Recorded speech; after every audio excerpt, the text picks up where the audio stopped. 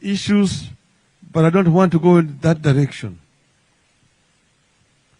Back home, I have expressed fears that if we do not comprehensively and credibly address the issue of credibility of this election outcome last year, the virus will spread and affect the upcoming elections on the continent.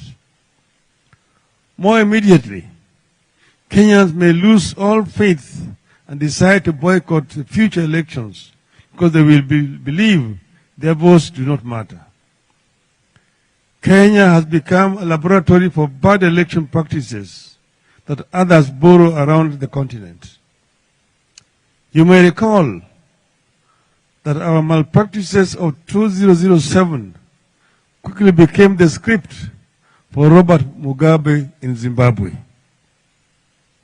Since then, more of our neighbors have followed suit and perfected the use of technology to override the will of the people, the voters.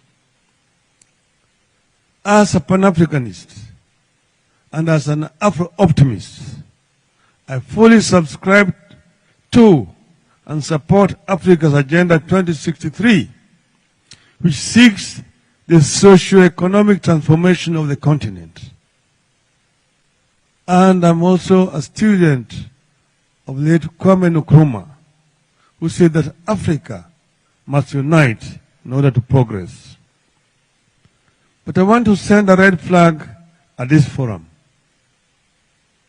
If Africa wants to achieve the goals of Agenda 2063, then we must prioritize and entrench free, fair, and credible elections by all member states.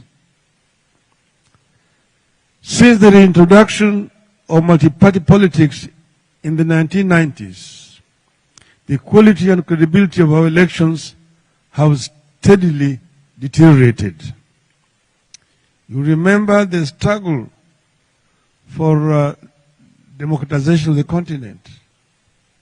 From the independence in the 60s to the 70s, 80s, Africans were struggling because the period after independence, most multi-party systems were discarded and single-party dictatorships took root, followed by military coups that took place in the continent.